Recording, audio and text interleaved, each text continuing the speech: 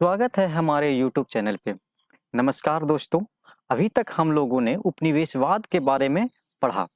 जो लोग उपनिवेशवाद के बारे में अभी नहीं पढ़े हैं वो डिस्क्रिप्शन में लिंक दिया हुआ है, आप वहां पर से देख सकते हैं या आई बटन पर क्लिक करके भी आप उस वीडियो के को देख सकते हैं। आज हम लोग पढ़ेंगे उपनिवेशवाद के कारण। इसके बारे में हम लोग डिटेल से जानेंगे कि किन कारणों से उपनिवेशवाद उत्पन्न हुआ। बहुत दिनों के बाद हमने ये वीडियो अपलोड करना शुरू किया है, तो आप लोगों का सपोर्ट बना रहे। जो नए हैं वो कृपया करके सब्सक्राइब करें और हमें सपोर्ट करें। तो चलिए वीडियो शुरू करते हैं। देखिए, उपनिवेशवाद के बारे में हम लोग पढ़े। उपनिवेशवाद क्या होता है कि ये एक धीमी प्रक्रिया है।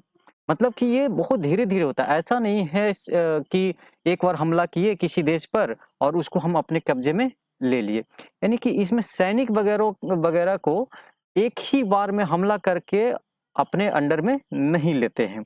इसमें क्या होता है कि बहुत धीरे-धीरे, धीरे-धीरे ये काम होता है। जैसे एग्ज़ाम्पल में लेते हैं कि जैसे हम लोग हमारे देश पर अंग्रेज़ों ने अपना वर्चस्व स्थापित किया था, लेकिन क्या वो लोग आए, बहुत सारे लोग आए, लाखों की संख्या में अंग्रेज़ लोग आए और हमला किए और हमारे पर कब्ज़ा कर लिए? ऐसा तो नहीं हुआ था। हुआ क्या था कि वो लोग हमारे देश में आए और अपना व्यापार करना शुरू किए। धीरे-धीरे, धीरे वो पूरे देश को अपने अधीन करते चले गए। यहाँ पर अपने वर्चस्व को स्थापित करते गए। वहाँ के यहाँ के राजाओं से अपना तालमेल बैठा करके राजा लोगों को ब्लैकमेल करके या जो भी अपना साम दाम दंड भेद जो भी लगाए, उसके माध्यम से ये लोग यहाँ पर कब्जा कर लिए। तो देखिएगा कि ये लोग धीरे-धीरे, धीरे-धीरे आकर के हमारे देश पर कब्जा कर लिए। तो उपनिवेशवाद ही होता है जो धीरे-धीरे होता है। लेकिन देखिएगा साम्राज्यवाद, वो क्या होता है? डायरेक्ट हमला किए, अपने अंडर में उसको ले लिए, है ना? ये होता है। तो उपनिवेशवाद तो हम लोग समझ गए, पहले वीडियो में भी देख चुके हैं। अब आगे चलते हैं कि उपनिवेशवाद के कारण क्या-क्या है। तो देखिए, उपनिवेशवाद के मुख्यतः हमने यहाँ पर 5 भागों में बाँटा है। क्या है? एक व्यापारिक दृष्टिकोण, फिर है ट्रिपल जी नीति, ट्रिपल जी के बारे में देखेंगे। उसके बाद आर्थिक विचार क्या होगा, यूरोपीय प्रतिद्वंद्विता के कारण ईसाई धर्म का प्रचार, ये 5 कैटेगरी में हम इसको बाँटे हैं। ठीक है? तो हम लोग क्या करेंगे, इसको बारी-बारी से देखते हैं और समझने की कोशिश करते हैं। समझते चले जाते हैं, आपको भी आसानी होगी और बहुत ही सिंपल तरीके से मैं आपको समझाता चला जाऊँगा।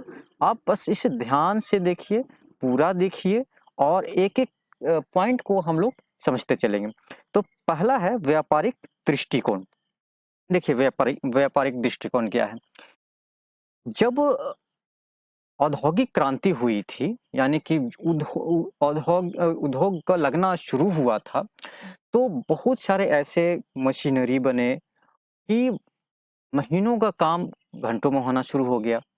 तो ऐसा करने से क्या हो गया कि सामान बहुत बनना शुरू हो गया। अब मान के चलिए एक गाँव है, उसमें सभी दुकानदार हैं और सभी एक तरह का सामान बना रहे हैं और सामान रख रहे हैं। तो आप बताइए कि क्या एक दूसरे को क्या सामान खरीदेंगे, है ना? एक खिलौना इसके पास भी है, एक खिलौना उसके पास भी है, तो एक दूसरे को थोड़ी खरीद पाएँगे, नहीं खरीदेंगे, कोई ज़रूरी भी नहीं है। तब क्या हुआ कि उन्होंने अपना व्यापार को बढ़ाने के लिए, कमाने के लिए वो क्या किए कि मार्ग ढूँढना शुरू किए। मतलब कि अपना जगह जहाँ पर वो लोग जो हैं अपना सामान को बेच सके, वैसा-वैसा जगह पर वो ढूँढना शुरू किए, यानी नई भूमि को ढूँढना शुरू कर दिए। उसी के दौरान हम लोग पढ़े कि वास्को डी गामा, कोलंबस, ये सब नए-नए देशों का खोज किए, है ना? तो वो लोग क्या थे, व्यापारी थे, अपने सामान को बेचने के लिए जगह ढूँढने लगे। साथ में देखिएगा कि सामान बनने के लिए बहुत सारी चीज़ों की आवश्यकता होती है, कच्चा माल की आवश्यकता होती है, तो सभी एक जगह नहीं मिल सकता है। इसीलिए वो लोग नए जगहों की भी खोज करने लगे कि आसानी से कच्चा माल मिल जाए और सामान बने, और साथ में जो सामान बन रहा है वो बिके भी आसानी से। तो इसीलिए देखिएगा कि कोलंबस जब भारत आया था तो वो सामान लेकर के आया। यहाँ पर देखा कि अरे वाह! यहाँ तो मसालों की बहुत ज़बरदस्त खेती हो रही है ना? तो यहाँ पर से मसाला वगैरह ले गया और भी जो सस्ती चीज़ें हैं उसको खरीदा, वहाँ पर बेचा।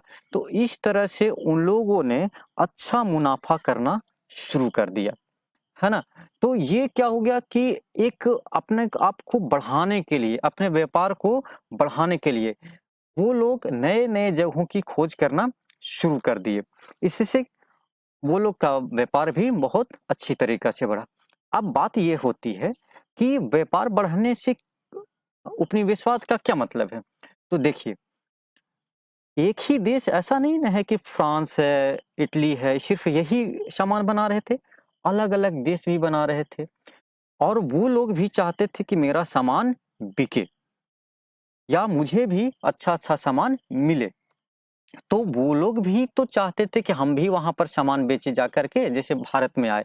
तो लोग सभी लोग तो चाहते थे कि भारत में आकर अपना सामान बेचे या अमेरिका में जाके अपना सामान बेचे। तो उसके लिए वो लोग अपना चाहते थे कि मेरा वर्चस्व यहाँ पर रहे, मेरा क्षेत्र ये रहे। तो वो लोग यहाँ के लोगों को अपने अपने अधीन में रखना शुरू कर दिए कि ये एरिया मेरा है और यहाँ पर सिर्फ़ मैं ही सामान बेचूँगा, है ना? तो इस प्रकार से वो अपने व्यापारिक दृष्टिकोण रखा कि हमें वहाँ पर सामान बेचना है और वो उपनिषद अपना वो लोग अपने वो लोग सामान को बेचा और वो उस क्षेत्र को अपने अधीन में रखना शुरू कर दिए, है ना? समझ में आ गया? यहाँ तक कोई दिक्कत नहीं है। अब आगे चलते हैं। आगे सेकंड टॉपिक होगा, सेकंड पॉइंट है ट्रिपल जी नीति। देखिए ये बहुत बहुत फेमस है, ठीक है? इसमें क्या है देखिए कि भौगोलिक खोजों जो भौगोलिक ज़मीन वगैरह मिल गया, उसका खोज कर लिया। फलस्वरूप कोलंबस द्वारा अमेरिका की खोज किया गया, ये हम लोग सब जानते हैं। यूरोपीय देशों में स्वर्ण जैसी बहुमूल्य धातु के संग्रह के प्रतिस्पर्धा आरंभ हो गई। मतलब वहाँ पर वो लोग सोना को जमा करना शुरू कर दिए, है ना? कि सोना रखेंगे, बहुमूल्य है तो हम अमीर बनेंगे। इस तरह से काम करने लगे वो लोग। स्वर्ण संग्रह की प्रतिष्ठा की स्थिति यह थी कि समस्त यूरोप में अधिक स्वर्ण, अधिक समृद्धि और अधिक कृति का नारा बुलंद हो गया। मतलब कि इस तरह से वो लोग काम करने लगे कि जितना ज़्यादा सोना उतना वो ताकतवर, और वो बात सही भी है। जिसके पास सोना ज़्यादा है, वो लोग क्या है कि पैसों की उनके पास कमी नहीं है, अमीर लोग हैं, है कि नहीं? तो वो लोग क्या किए, जितना ज़्यादा सोना ज़्यादा होगा, वो बहुत अच्छे आदमी, बड़े आदमी हो गए, उनका वर्चस्व होगा, तो वो लोग ज़्यादा संग्रह करने लगे। फिर उसी से समृद्धि के बढ़ते चले गए। अधिकृति मतलब अपने आप को दिखा रहे हैं कि भई हम हैं तो कोई है ही नहीं, है ना? हमारे सब के सामने सब पानी कम है। ये सब चीज़ें, है कि नहीं? तो वो अपना कृति को स्थापित करने के लिए नारा बुलंद कर दिए।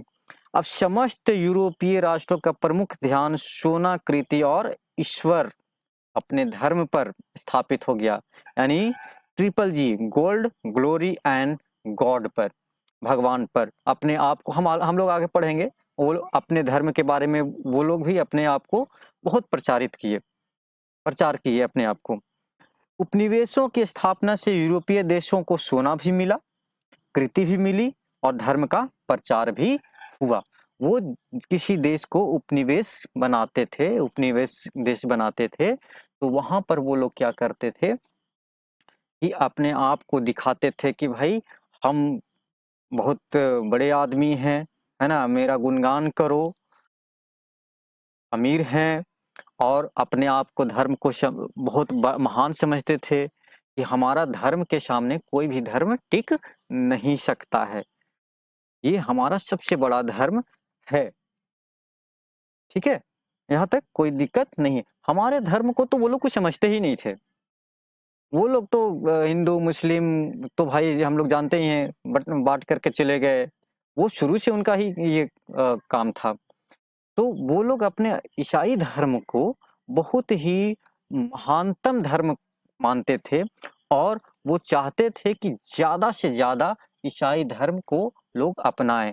धर्मांतरण भी बहुत लोगों का करवाए और अभी भी देखिएगा कि हमारे आसपास क्षेत्रों में धर्मांतरण के काम जारी रहता है। सबकी अपनी अपनी मर्जी होती है, हम इस पर कोई ज़्यादा कमेंट करेंगे नहीं। आगे चलते हैं। तीसरा पॉइंट है कि आर्थिक विचार, पूंजीवाद। देखिए, आर्थिक विचार उनके मन में ये हो गया कि भाई हमें पूंजी जमा करना है, यानी कि पैसा जमा करना, जितना ज़्यादा से ज़्यादा हो हमें पैसा जमा करना है। तो वो लोग क्या करते थे कि जब औद्योगिक क्रांति हुई, सामान बनना शुरू हुआ, सामान बिकना शुरू हुआ, तो उनके पास पैसा आने लगा। तो जब पैसा आने लगा तो उस पैसे को और अपने ही व्यवसाय में पैसे को इस्तेमाल करते थे, जिससे क्या होता था, क्या होने लगा कि उनका व्यापार और बढ़ते चला गया। जैसे हम लोग भी आसपास देखते हैं कि छोटा-मोटा दुकान है, तो देखिएगा पहले थोड़ा-सा सामान लाया, सामान लाने के बाद वो कुछ उससे कमाया तो उसी पैसा को फिर अपने ही दुकान में लगा दिया, जिससे वो उसका दुकान और अच्छे से बढ़ना शुरू हो गया। है ना? तो पूंजीवाद यही होता है कि पूंजी से पूंजी बनाना, कि हम कमा रहे हैं तो उस पैसे को अपने ही व्यापार में लगाएँगे, उससे और हमारा व्यापार बढ़ेगा, वर्चस्व बढ़ेगा, हमारा क्षेत्र बढ़ेगा। तो इंग्लैंड, फ्रांस, स्पेन और पुर्तगाल जैसे देशों में उपनिवेश मुख्यतः आर्थिक लाभ के लिए आर्थिक लाभ के लिए, यहाँ पर ध्यान दीजिएगा, देखिए है क्या है, आर्थिक लाभ के लिए स्थापित करते हैं। मतलब उसको उपनिवेश से, उसको ज़मीन में से कोई मतलब नहीं होता था। भाई उसको पैसा चाहिए, चाहे जैसे भी कमाना है, ठीक है? वो अपने जिस देश को उपनिवेश बनाते थे, वो देश में उनके राजनीतिक कार्यकाल में राजनीतिक हस्तक्षेप किए। ऐसा नहीं था कि भाई हम हमला किए, मेरा क्षेत्र ये हो गया, नहीं। वो अपने देश में मिलाने के चक्कर में नहीं रहते थे। वो चाहते थे तुम्हारा ही देश है, तुम्हारे ही मंत्री है, लेकिन भाई काम मेरा होना चाहिए। ज़मीन भी तुम्हारा है लेकिन काम मुझे मेरा होना चाहिए, पैसे मुझे मिलना चाहिए। इसीलिए देखिएगा पैसे कमाने के लिए वो लोग नील की खेती वगैरह करवाते थे, ज़बरदस्ती करवाते थे, है ना? क्यों? खेती भी तुम्हारा है, तुम रखो कोई बात नहीं है, लेकिन उससे कमाई मेरी होनी चाहिए। ये एक आर्थिक विचार था उन लोगों के मन में कि कैसे भी वो हम लोग वो लोग पैसा कमाएँ। ये ध्यान हमेशा रहता था। यहाँ तक कोई दिक्कत? कोई दिक्कत नहीं। तो भाई नए हैं, थोड़ा सब्सक्राइब कर दीजिएगा, हमें भी मोटिवेशन मिलेगी। कोशिश जारी है कि हम और बेहतर से बेहतर कंटेंट आप लोगों को देते रहें। चलिए अगला पॉइंट पे चलते हैं। यूरोपीय प्रतिद्वंद्विता। अब भाई लड़ाई-लड़ाई तो चल रहा है। हम लोग देखे कि एक दूसरे से आगे निकलने की होड़ था। फ्रांस अलग बोल रहा था भाई हम आगे, इंग्लैंड अलग बोल रहा है हम आगे, है ना? तो वो प्रतिस्पर्धा रखती थी, हमेशा प्रतिद्वंद्विता रखती थी कि हम तुमको आगे निकलने नहीं दे सकते हैं। तो इसी बीच वो लोग क्या करते थे, देश को कब्जा करना शुरू करते थे। अपने दूसरे देश को उपनिवेश बनाना शुरू कर दिए। ये एक मुख्य कारण था कि कोई भी एक दूसरे से कम नहीं होना चाहता था, कोई भी नहीं चाहता था कि मेरा क्षेत्र कम हो, है ना? इसलिए दूसरे देश पर अपना कब्जा स्थापित करते थे। हम लोग यहाँ पर देखेंगे कि उपनिवेशकरण की शुरुआत स्पेन और पुर्तगाल ने की थी। ये बिल्कुल सही है ना? स्पेन से ही औद्योगिक क्रांति वगैरह पुनर्जागरण हुआ था, है ना? उसी से यूरोप देशों से धीरे-धीरे इटली से हुआ था पुनर्जागरण, है ना? तो उपनिवेशीकरण यही सब देश थे, स्पेन, पुर्तगाल, इंग्लैंड, ये लोग ये लोग ही शुरू किए देशों को कब्जा करना। धीरे-धीरे फ्रांस, इंग्लैंड जैसे अन्य देश भी इस दौड़ में शामिल हो गए। भाई हम तुमसे पीछे कैसे रहेंगे? हम तुमसे कम हैं क्या? है ना? नए उपनिवेश हासिल करना राष्ट्रीय गौरव की बात बन गई थी। वो लोग जितना ज़्यादा वो था ना कि जितना ज़्यादा जीतेगा वो महाबली कहलाएगा। है ना? ये लोग भी वही इसी सोच के साथ काम करते थे कि जो जितना देश को जीतेगा, जो जिसका जितना बड़ा क्षेत्र होगा, उतना बड़ा उसका साम्राज्य होगा और उसकी गौरव की बात होगी। है ना? पहले के देखते होंगे महाराजा, राजा बोलते थे कि जितना सिर काट के लाओगे, उतना बड़ा योद्धा कहलाओगे। है कि नहीं? तो उसी तरह से ये लोग था, जितना ज़्यादा देश जीतोगे, उतने बड़े गौरव की बात होगी। तो इस सोच के साथ वो लोग हमेशा काम करते थे। इसके अलावा उपनिवेशीकरण के विभिन्न आर्थिक लाभों के कारण यूरोपीय शक्तियों के बीच प्रतिस्पर्धा उपनिवेशवाद का दौर शुरू हुआ। है ना? ये एक दूसरे को कम दिखाने के लिए, अपना क्षेत्र बढ़ाने के लिए एक दूसरे देश पर कब्जा करना शुरू किया। उपनिवेशवाद शुरू हुआ। ठीक है? यहाँ तक कोई दिक्कत नहीं है। दिक्कत नहीं होनी चाहिए। अगर कहीं पर दिक्कत हो रही है तो कमेंट बॉक्स में ज़रूर बताइएगा कि मुझे ये चीज़ दिक्कत हो रही है। तो हम लोग उस पे फिर से डिस्कस करेंगे। आगे चलते हैं अगला पॉइंट पर, ईसाई धर्म का प्रचार। ईसाई धर्म का वो लोग मानते थे कि ईसाई धर्म ही सर्वश्रेष्ठ धर्म है, बाद बाकी धर्म उनसे नीचे है। इसीलिए ये सब सोच के साथ अपने धर्म को बढ़ाना शुरू किए। और एक चीज़ हमेशा ध्यान रखिएगा, देखिएगा कि जिस किसी भी देश के धर्म पर आप काबिज हो गए, यानी उनके धर्म को आप कंट्रोल कर रहे हैं, तो वो देश ऐसे ही बर्बाद है। ये लोग अपने धर्म को इस तरह से बताते थे कि जैसे भाई ईसाई धर्म ही सबसे बेस्ट है, इससे आगे कुछ नहीं है। इतने अच्छे-अच्छे काम हैं, ये सब चीज़ें गिनाते थे, जिससे धर्मांतरण करवाते थे। है ना? उससे क्या हो जाता था कि वो लोग फिर बोलते थे, भाई तुम तो हमारे ही धर्म के लोग हो, तुम हमको मदद करो। है ना? इस तरह से धर्म-धर्म पर खेलते थे। अभी हम लोग देखते हैं जाति-जाति पे खेलते हैं, तुम मेरा जाति, हम सपोर्ट करेंगे। तो वो लोग यही काम करते थे कि धर्म को बदल दिए। अब उसको मेंटली टॉर्चर करते थे कि तुम हमारे धर्म के हो, तुम महान हो, तुम तुम उन लोगों के साथ रहते हो, कोई ज़रूरत नहीं है, तुम हमारे साथ आ जाओ। है ना? इस तरह से वो लोग धर्म परिवर्तन करके वो लोग अपने साथ मिला लेते थे, जिससे उनका व्यापार और अच्छा होता था। वो लोग बोलते थे, हमारे धर्म के लोग हो यार, तुम हमारा सामान नहीं खरीदते हो। है ना? इस तरह से वो लोग माइंडसेट करते थे वो लोगों का। है ना? हम लोग देखते हैं, खोज के युग के दौरान स्वदेशी लोगों को धर्मांतरित करके नई दुनिया में ईसाई धर्म के प्रचार के लिए बहुत बड़ा प्रयास शुरू किया गया, अपने धर्म को बढ़ाने के लिए। है ना? इस प्रकार ईसाई मिशनों की स्थापना स्पेन, फ्रांस और पुर्तगाल जैसे यूरोपीय शक्तियों के उपनिवेशीकरण प्रयासों के साथ साथ हुई। और वो जितना ज़्यादा धर्म के लोगों को जुड़ते थे, उनका व्यापार उतना अच्छा बढ़ता था और वो उस देश पर आसानी से कब्जा कर सकते थे, क्योंकि उन्हीं के धर्म के लोग ज़्यादा हो गए। इस तरह से वो लोग किसी भी देश को उपनिवेश करते थे उस देशों पर। इस तरह से हम लोगों ने देखा कि उपनिवेशवाद के कौन-कौन से कारण हुए। धर्म का प्रचार हो गया, स्पर्धा करने लगे, क्षेत्र को बढ़ाने के लिए, पूंजी को बढ़ाने के लिए, इन सब कारणों से उपनिवेशवाद का जन्म हुआ।